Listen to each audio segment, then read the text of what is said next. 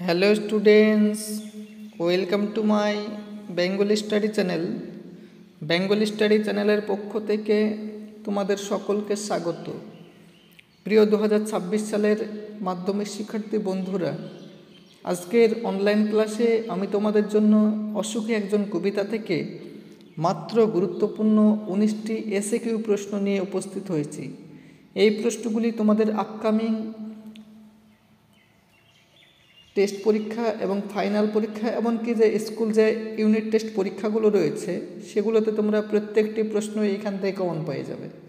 তাই আমার দেওয়া এই প্রশ্নগুলি তোমরা অত্যন্ত অতি যত্ন সহকারে খাতায় টুকে এখন থেকে ভালো করে পড়তে শুরু করো, কারণ বছরের প্রথম থেকেই যারা একটু ভালো করে পড়াশোনা করবে তারাই একমাত্র ভালো রেজাল্ট করবে।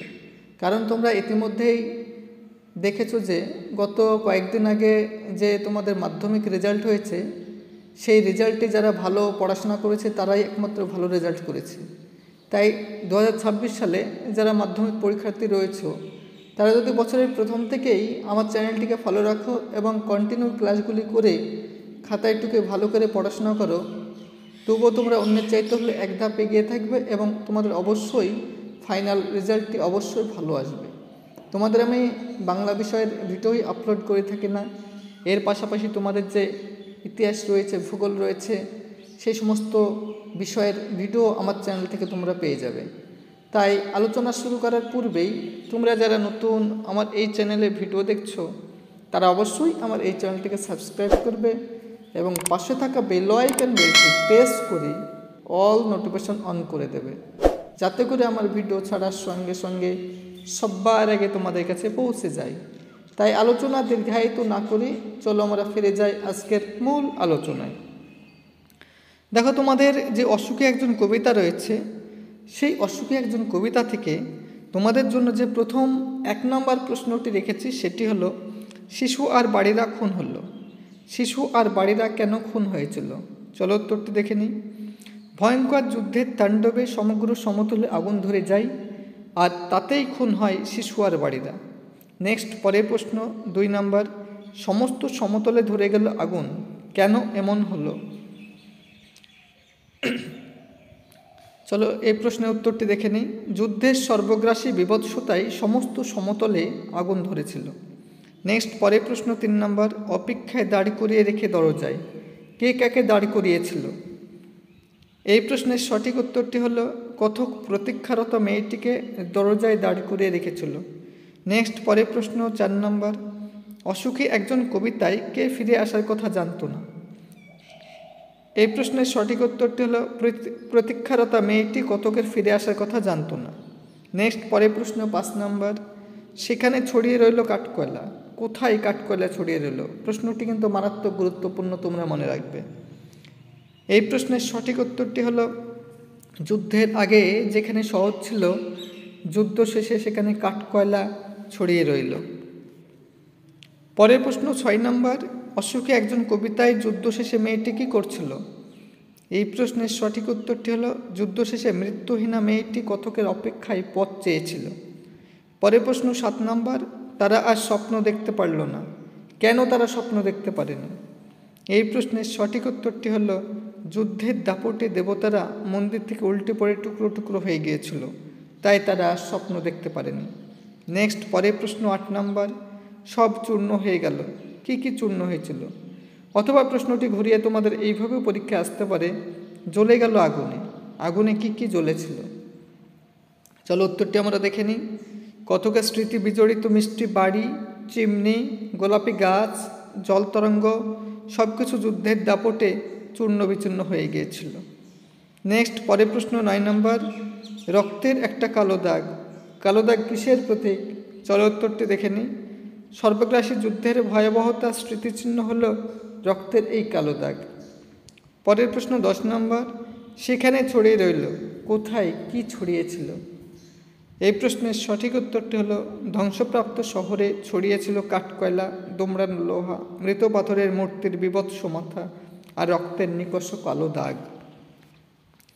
পরের প্রশ্নটি আলোচনা করার পূর্বেই তোমরা যারা নতুন আমার এই চ্যানেলে ভিডিও দেখছো তারা অবশ্যই আমার এই চ্যানেলটিকে সাবস্ক্রাইব করবে লাইক করবে, কমেন্ট করবে এবং চ্যানেলটি বন্ধু বান্ধবদের মধ্যে শেয়ার করবে।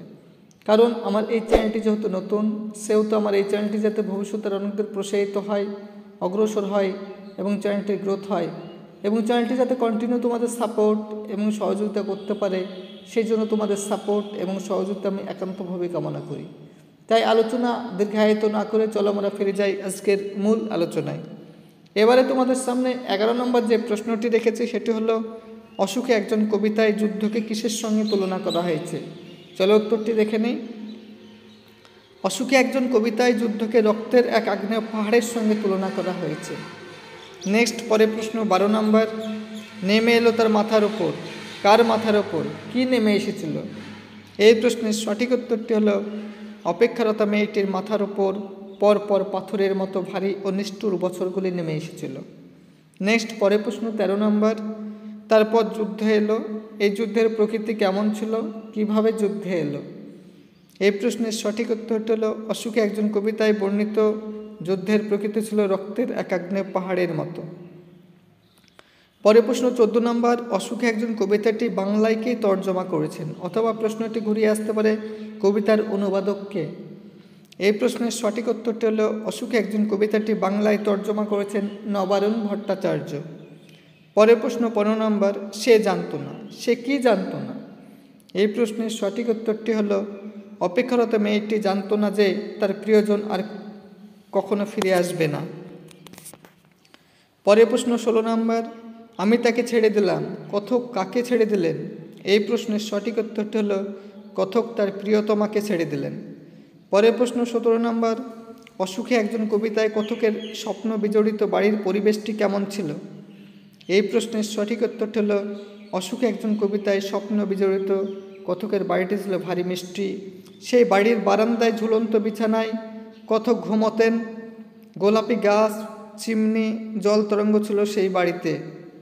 পরের প্রশ্ন 18 নম্বর, যেখানে ছিল শহর সেখানে যুদ্ধের পর কি অবস্থা হয়েছিল?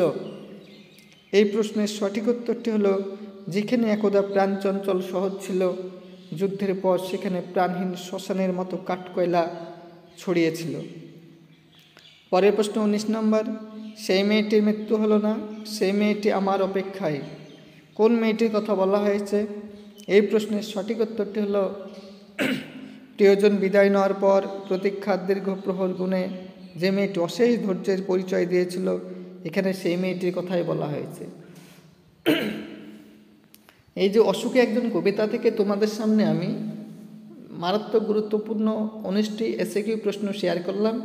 এই প্রশ্নগুলি তোমাদের স্কুল ইউনিট টেস্ট পরীক্ষা বলো, এমনকি টেস্ট পরীক্ষা বলো, এমনকি ফাইনাল পরীক্ষা বলো, প্রত্যেকটি প্রশ্নই তোমরা এখান থেকে কমন পেয়ে যাবে। তাই আমার দেওয়া প্রশ্নগুলি সবার আগে তোমরা পড়ে নাও।